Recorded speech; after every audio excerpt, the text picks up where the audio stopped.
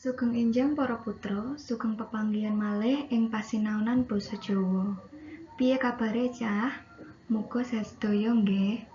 Minggu wingi Bu Ernest wis menehi materi bab nggancarake tembang kinanti lan nggoleki tembung-tembung kang angel dimangerteni. Ayo, sapa sing urung garap nganti dina iki? Tugas kuwi kudu tetep digarap ya cah supaya oleh biji sing apik. Nah, ing pertemuan kali iki isih ngenani serat Wulangreh Pupuh Kinanti, ananging materine yaiku nggawe utawa nulis syair tembang kinanti. Sakwise para siswa nyinaoni bab iki, dikarepake para siswa bisa nulis syair tembang kinanti kanthi tema bebas lan trep karo paugerane. Kepiye sih carane nulis tembang macapat kinanti? Ayo padha disinaoni bareng-bareng ya. Ing semester 1 pun nate diterangake bab nulis syair tembang macapat to? Iya, carane padha karo semester 1 kae. Pertama, sing kudu digatekake nalika nggawe tembang macapat kinanti yaiku nemtokake tema. Tema ing tembang macapat kuwi ana akeh. Ana tema agama, tema pendidikan, tema moral, lan liya-liyane. Nah, sing kaping pindho yaiku nggatekake paugeran tembang. Paugeran tembang kuwi apa to? Paugeran tembang yaiku aturan kang kudu ditrepke utawa dileksanakake. Nah, sing terakhir kang kaping 3 yaiku ngrakit tetembungan kang jumbuh karo paugeran. Dadi, tetembungan-tetembungan kuwi mang kudu dirakit supaya yen dimirengake kuwi sae. Nah, dadi yen misale pengen gawe tembang macapat kudu nggatekake 3 poin kuwi ya, Cah. Ing slide sadurunge wis disebutake apa-apa wae sing kudu digatekne nalika nggawe tembang macapat kinanti. Isih kelingan apa ora apa poin nomor 2?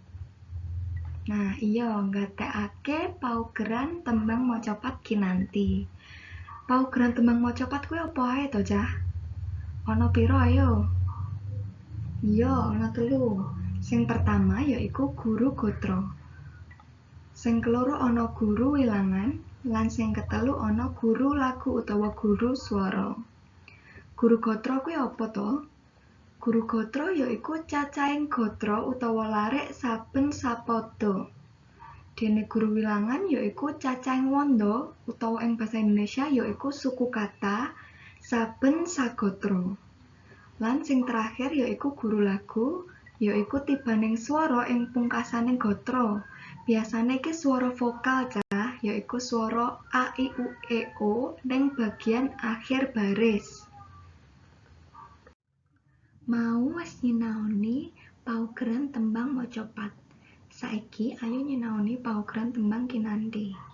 Paugeran ingkang kaping pisan yaiku guru gotra. Ana pira Cah guru gotrane tembang kinanti? Leres, ana 6. Dadi yen misal arep nggawe tembang kinanti kudu nggawe 6 larik ya. Paugeran kaping pindho yaiku guru wilangan. Ning slide wis katulis ya.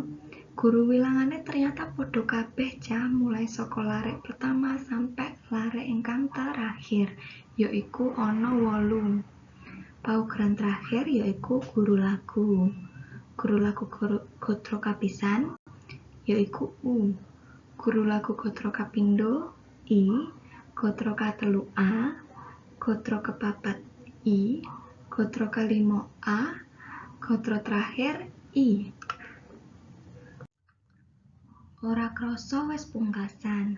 Nah, iku mau Cah apa-apa wae sing kudu digatekake nalika nggawe tembang macapat kinanti lan paugeran-paugeran tembang kinanti. Siap nggarap gladen? Ayo kabeh klik ing web sekolah bagian tugas.